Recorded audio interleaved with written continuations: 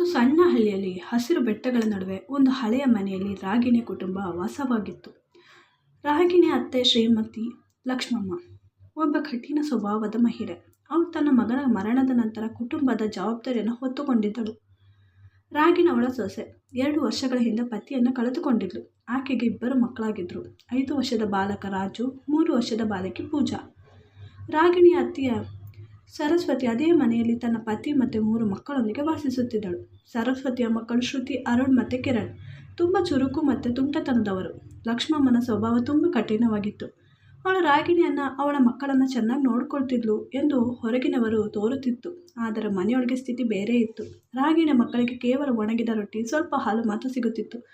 ಸರಸ್ವತಿಯ ಮಕ್ಕಳಿಗೆ ರುಚಿಕರವಾದ ಭಕ್ಷ್ಯಗಳು, ಹಣ್ಣುಗಳು, ಸಿಹಿ ತಿಂಡಿಗಳು ದೊರೆತಿದ್ದವು. ಲಕ್ಷ್ಮಮ್ಮನ ಮನಸ್ಸಿನಲ್ಲಿ ರಾಗಿಣಿ ವಿಧವೆಯಾಗಿದ್ದರು. ಅವಳ ಮಕ್ಕಳು ಕಡಿಮೆ ಮೌಲ್ಯದವರು ಎಂಬ ಭಾವನೆ ಇತ್ತು. ಆದರೆ ರಾಗಿಣಿ ತನ್ನ ದುಃಖವನ್ನು ಮರೆಮಾಚಿ ಮನೆಯ ಕೆಲಸಗಳನ್ನು ಮಾಡುತ್ತಾ ಮಕ್ಕಳನ್ನು ಸಂತೋಷವಾಗಿ ನೋಡಿಕೊಳ್ಳುತ್ತಿದ್ಲು.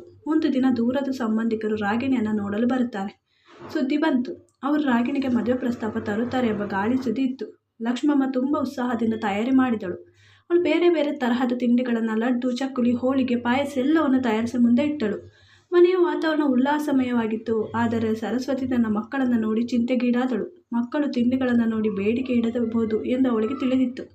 ಏಕೆಂದರೆ ಲಕ್ಷ್ಮಮ್ಮ ತನ್ನ ಮೊಮ್ಮಕ್ಕಳಿಗೆ ಏನು ಕೊಡದೇ ಇದ್ದಳು. ಸರಸ್ವತಿ ತನ್ನ ಮಕ್ಕಳನ್ನು ಕರೆದುಕೊಂಡು ಕೋಣೆಯ ಒಳಗೆ ಹೋದಳು. ಅವರನ್ನು ತಿಂಡಿಯಿಂದ ದೂರವಿರಿಸಲು ರಾಗಿಣಿ ತನ್ನ ಕೋಣೆಯಲ್ಲಿ ತಯಾರಾಗುತ್ತಿದ್ದಳು. ಆಕೆಯ ಮನಸ್ಸಿನಲ್ಲಿ ಹಲವು ಚಿಂತೆಗಳು. ಮದುವೆ ಪ್ರಸ್ತಾಪ ಬಂದರೆ ಏನು ಮಾಡಬೇಕು?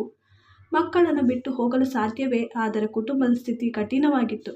ಲಕ್ಷ್ಮಮ್ಮನ ಕಠಿಣತೆಯಿಂದ ರಾಗಿಣಿ ತುಂಬ ಬಳಲುತ್ತಿದ್ದಳು. ಅತಿಥಿಗಳು ಬಂದರು. 2 ಹಿರಿಯರು, ಒಬ್ಬ ಯುವಕನ ಹೆಸರು ವಿಕ್ರಮ್. ದೂರದ ನಗರದಲ್ಲಿ ಉದ್ಯೋಗ ಮಾಡುತ್ತಿದ್ದ. ಅವನು ರಾಗಿಣಿಗೆ ಸೂಕ್ತ ವರನಂತೆ ಕಾಣುತ್ತಿದ್ದ. ಲಕ್ಷ್ಮಮ್ಮ ಅವರನ್ನು ಸ್ವಾಗತಿಸಿ ಕುರ್ಚಿಗಳನ್ನು ಕುಳ್ಳಿರಿಸಿದಳು. ಮನೆಯ ಮುಂಭಾಗದಲ್ಲಿ ತಿಂಡಿಗಳ ಟ್ರೇಗಳು ಜೋಡಿಸಲಾಗಿತ್ತು. ವಿಕ್ರಮ್, ಅವನ ಕುಟುಂಬದವರು ಸಂಭಾಷಣೆಯನ್ನು ಆರಂಭಿಸಿದರು. ನಿಮ್ಮ ಹಳ್ಳಿ ತುಂಬ ಸುಂದರವಾಗಿದೆ. ನಾವು ದೂರದಿಂದ ಬಂದಿದ್ದೇವೆ ಎಂದು ಹಿರಿಯರು ಹೇಳಿದರು. ಲಕ್ಷ್ಮಮ್ಮ ತನ್ನ ಕುಟುಂಬದ ಬಗ್ಗೆ ಹೆಮ್ಮೆಯಿಂದ ಮಾತನಾಡಿದಳು. ನಮ್ಮ ರಾಗಿಣಿ ತುಂಬ ಚೆನ್ನಾಗಿ ಮನೆ ನೋಡಿಕೊಳ್ಳುತ್ತಾಳೆ. ಅವಳ ಮಕ್ಕಳು ಸಹ ಚುರುಕು ಎಂದು ಹೇಳಿದಳು. ಆದರೆ ರಾಗಿಣಿಯ ಮಕ್ಕಳು ಆ ಸಮಯದಲ್ಲಿ ಒಳಗಿನ ಕೋಣೆಯಲ್ಲಿದ್ದರು. ಸರಸ್ವತಿ ಅವರನ್ನು ಅಲ್ಲಿಯೇ ಇರಿಸಿಕೊಂಡಿದ್ದಳು. ಮಕ್ಕಳು ಹಸಿವಿನಿಂದ ಕೂಗುತ್ತಿದ್ದರು. ಆದರೆ ಸರಸ್ವತಿ ಅವರನ್ನು ಸಮಾಧಾನಪಡಿಸುತ್ತಿದ್ದಳು. ಸ್ವಲ್ಪ ತಾಳು, ನಂತರ ಏನಾದರೂ ಕೊಡುತ್ತೇನೆ ಎಂದು ಹೇಳಿದಳು. ಅತಿಥಿಗಳು ತಿಂಡಿಗಳನ್ನು ರುಚಿ ನೋಡಿದರು. ಬಹಳ ರುಚಿಕರವಾಗಿದೆ ಎಂದು ಪ್ರಶಂಸಿಸಿದರು. ಸಂಭಾಷಣೆ ನಡುವೆ ವಿಕ್ರಮ್ ರಾಗಿಣಿಯ ಬಗ್ಗೆ ಕೇಳಿದ. ಅವಳನ್ನು ಭೇಟಿ ಮಾಡಲು ಬಯಸುತ್ತೇನೆ ಎಂದು ಹೇಳಿದ. ಲಕ್ಷ್ಮಮ್ಮ ಸರಸ್ವತಿಯನ್ನು ಕರೆದು ರಾಗಿಣಿಯನ್ನು ತಯಾರು ಮಾಡು, ಕಳುಹಿಸು ಎಂದು ಹೇಳಿದಳು. ಸರಸ್ವತಿ ರಾಗಿಣಿಯನ್ನು ಸಿದ್ಧಗೊಳಿಸಿದಳು. ರಾಗಿಣಿ ಸಾಂಪ್ರದಾಯಿಕ ಸೀರೆಯಲ್ಲಿ ಬಂದಳು. ಆದರೆ ಅವಳ ಮುಖದಲ್ಲಿ ದುಃಖದ ಛಾಯೆ ಇತ್ತು. ಮಕ್ಕಳು ಒಳಗಿನ ಕೋಣೆಯಲ್ಲಿ ತಿಂಡಿಯ ವಾಸನೆಯಿಂದ ಆಕರ್ಷಿತರಾದರು. ರಾಜು, ಅಮ್ಮ ಹಸಿವಾಗಿದೆ ಎಂದು ಕೂಗಿದ. ಸರಸ್ವತಿ ಅವರನ್ನು ತಡೆಯಲು ಪ್ರಯತ್ನಿಸಿದಳು. ಆದರೆ ಅವರು ತಪ್ಪಿಸಿಕೊಂಡು ಹೊರಗೆ ಬರಲು ಸಿದ್ಧರಾದರು. ಲಕ್ಷ್ಮಮ್ಮನ ಮನಸ್ಸಿನಲ್ಲಿ ಚಿಂತೆ ಆರಂಭವಾಯಿತು.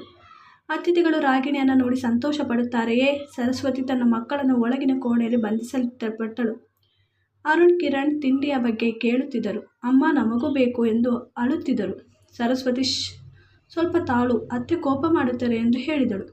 ಲಕ್ಷ್ಮಮ್ಮನ ಕಠಿಣ ನಿಯಮಗಳಿಂದ ಸರಸ್ವತಿ ತುಂಬ ಬೇಸರಗೊಂಡಿದ್ದಳು. ಆಕೆ ತನ್ನ ಮಕ್ಕಳಿಗೆ ರಹಸ್ಯವಾಗಿ ಏನಾದರೂ ಕೊಡುತ್ತಿದ್ದಳು. ಆದರೆ ಇಂದು ಅದು ಸಾಧ್ಯವಿರಲಿಲ್ಲ. ಅತಿಥಿಗಳು ಸಂಭಾಷಣೆಯನ್ನು ಮುಂದುವರಿಸಿದರು. ವಿಕ್ರಮ್ ತನ್ನ ಉದ್ಯೋಗದ ಬಗ್ಗೆ ಹೇಳಿದ. ನಾನು ನಗರದಲ್ಲಿ ಇಂಜಿನಿಯರ್ ಆಗಿ ಕೆಲಸ ಮಾಡುತ್ತೇನೆ. ಕುಟುಂಬವನ್ನು ಚೆನ್ನಾಗಿ ನೋಡಿಕೊಳ್ಳಬಲ್ಲೆ ಎಂದು ಹೇಳಿದ. ಲಕ್ಷ್ಮಮ್ಮ ಸಂತೋಷಗೊಂಡಳು. ಆದರೆ ರಾಗಿಣಿ ಇನ್ನೂ ಬಾರದೇ ಇದ್ದಳು.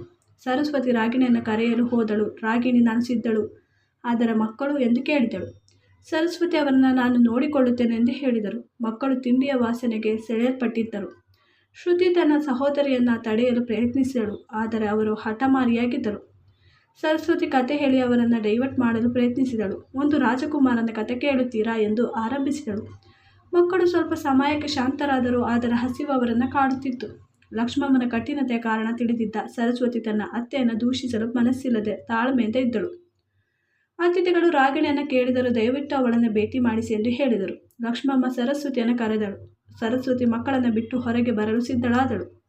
ಆದರೆ ಮಕ್ಕಳು ಅವಳನ್ನು ಬಿಡಲಿಲ್ಲ. ಅತಿಥಿಗಳು ತಾಳ್ಮೆಯಿಂದ ಕಾಯುತ್ತಿದ್ದರು. ನಿಮ್ಮ ವಿಧವೆ ಸೊಸೆಯನ್ನು ದಯವಿಟ್ಟು ಭೇಟಿ ಮಾಡಿಸಿ ಎಂದು ಮತ್ತೆ ಹೇಳಿದರು. ಲಕ್ಷ್ಮಮ್ಮ ರಾಗಿಣಿಯನ್ನು ಕರೆಯಲು ಸರಸ್ವತಿಯನ್ನು ಕಳುಹಿಸಿದರು. ರಾಗಿಣಿ ತಯಾರಾಗಿ ಹೊರಗೆ ಬಂದಳು. ಆಕೆಯ ಮುಖದಲ್ಲಿ ಸೌಮ್ಯತೆ, ದುಃಖದ ಮಿಶ್ರಣ ಇತ್ತು. ವಿಕ್ರಮ್ ಅವಳನ್ನು ನೋಡಿ ಮುಗ್ಧನಾದ. ನೀವು ತುಂಬ ಸುಂದರ ಎಂದು ಮನಸ್ಸಿನಲ್ಲಿ ಯೋಚಿಸಿದ. ರಾಗಿಣಿ ಕುಳಿತು ಮಾತನಾಡಲು ಆರಂಭಿಸಿದಳು. ಅತಿಥಿಗಳು ಅವಳ ಬಗ್ಗೆ ಕೇಳಿದರು. ನಿಮ್ಮ ಮಕ್ಕಳು ಹೇಗಿದ್ದಾರೆ ಎಂದು ಕೇಳಿದರು. ರಾಗಿಣಿ ಅವರು ಚೆನ್ನಾಗಿದ್ದಾರೆ, ಆದರೆ ಹಸಿವಾಗಿದೆಯೇನೋ ಎಂದು ಹೇಳಿದಳು. ಆ ಸಮಯದಲ್ಲಿ ಮಕ್ಕಳು ಒಳಗಿನ ಕೋಣೆಯಿಂದ ತಪ್ಪಿಸಿಕೊಂಡು ಹೊರಗೆ ಬಂದರು. ಅವರು ತಿಂಡಿಗಳ ಮೇಲೆ ಮುಗಿಬಿದ್ದರು. ರಾಜು ಲಡ್ಡುವನ್ನು ತೆಗೆದುಕೊಂಡ. ಪೂಜಾ ಹೋಳಿಗೆಯನ್ನು ಹಿಡಿದಳು. ಲಕ್ಷ್ಮಮ್ಮ ಕೋಪಗೊಂಡಳು. ಆದರೆ ಅತಿಥಿಗಳು ನಗುತ್ತಾ ನೋಡಿದರು. ಮಕ್ಕಳು ಹೀಗೆ ಇರುತ್ತಾರೆ ಎಂದು ಹೇಳಿದರು. ಸರಸ್ವತಿ ಓಡಿ ಬಂದು ಮಕ್ಕಳನ್ನು ತಡೆಯಲು ಪ್ರಯತ್ನಿಸಿದಳು. ಆದರೆ ಅವರು ತಿನ್ನಲು ಆರಂಭಿಸಿದರು. ಮಕ್ಕಳು ತಿಂಡಿಗಳನ್ನು ತಿನ್ನಲು ಆರಂಭಿಸಿದರು. ರಾಜು ಮತ್ತು ಪೂಜಾ ಸಂತೋಷದಿಂದ ತಿನ್ನುತ್ತಿದ್ದರು. ಅತಿಥಿಗಳು ಅವರನ್ನು ನೋಡಿ ನಕ್ಕರು. ಅವರು ತುಂಬ ಮುದ್ದು ಎಂದು ಹೇಳಿದರು. ಲಕ್ಷ್ಮಮ್ಮ ಗಂಭೀರವಾಗಿ ಮಕ್ಕಳು ತಪ್ಪು ಮಾಡಿದ್ದಾರೆ ಎಂದು ಹೇಳಿದರು. ಆದರೆ ವಿಕ್ರಮ್ ಅದು ಸಹಜ ಎಂದು ಸಮರ್ಥಿಸಿದ. ಆದರೆ ಮಕ್ಕಳನ್ನು ಸಮಾಧಾನಪಡಿಸಿದಳು. ಸರಸ್ವತಿ ಅವರನ್ನು ಮತ್ತೆ ಒಳಗೆ ಕರೆದುಕೊಂಡು ಹೋದಳು. ಅತಿಥಿಗಳು ಮಾತನಾಡಲು ಆರಂಭಿಸಿದರು. ನಿಮ್ಮ ಸೊಸೆಯನ್ನು ನಮಗೆ ಮದುವೆ ಮಾಡಿಕೊಡಿ ಎಂದು ಹೇಳಿದರು. ಲಕ್ಷ್ಮಮ್ಮ ಆಶ್ಚರ್ಯಗೊಂಡಳು. ಅತಿಥಿಗಳು ನಿಮ್ಮ ಸೊಸೆಯನ್ನು ನಮಗೆ ಮದುವೆ ಮಾಡಿಕೊಡಿ, ನಿಮ್ಮ ಮಕ್ಕಳನ್ನು ಸಹ ನಾವು ಕರೆದುಕೊಂಡು ಹೋಗುತ್ತೇವೆ ಎಂದು ಹೇಳಿದರು. ರಾಗಿಣಿ ಆಶ್ಚರ್ಯಗೊಂಡಳು. ವಿಕ್ರಮ್, ನಾನು ಅವರನ್ನು ತಂದೆಯಂತೆ ನೋಡಿಕೊಳ್ಳುತ್ತೇನೆ ಎಂದು ಹೇಳಿದ. ಲಕ್ಷ್ಮಮ್ಮ ಮನಸ್ಸಿನಲ್ಲಿ ಸಂತೋಷ ಮತ್ತು ಚಿಂತೆ ಮಿಶ್ರಣವಾಯಿತು. ಸರಸ್ವತಿ ಕೇಳಿ ಸಂತೋಷಪಟ್ಟಳು. ರಾಗಿಣಿ ಯೋಚಿಸಿದಳು. ಮಕ್ಕಳ ಭವಿಷ್ಯಕ್ಕಾಗಿ ಸಮ್ಮತಿಸಬೇಕೆ? ಲಕ್ಷ್ಮಮ್ಮ ಇದನ್ನು ಕೇಳಿದಾಗ ತುಂಬ ಸಂತೋಷಗೊಂಡಳು. ಇದು ಉತ್ತಮ ಪ್ರಸ್ತಾಪ ಎಂದು ಹೇಳಿದಳು. ಆದರೆ ರಾಗಿಣಿ ನಾನು ಯೋಚಿಸಬೇಕು ಎಂದು ಹೇಳಿದಳು. ಸರಸ್ವತಿ ರಾಗಿಣಿಯನ್ನು ಪ್ರೋತ್ಸಾಹಿಸಿದಳು. ಅತಿಥಿಗಳು ವಿವರಗಳನ್ನು ಹೇಳಿದರು. ಲಕ್ಷ್ಮಮ್ಮ ಸಮ್ಮತಿಸಿದಳು. ಮದುವೆ ನಿಶ್ಚಯ ಆಯಿತು. ರಾಗಿಣಿ ಮತ್ತು ಮಕ್ಕಳು ನಗರಕ್ಕೆ ಹೋದರು. ವಿಕ್ರಮ್ ಅವರನ್ನು ಚೆನ್ನಾಗಿ ನೋಡಿಕೊಂಡ.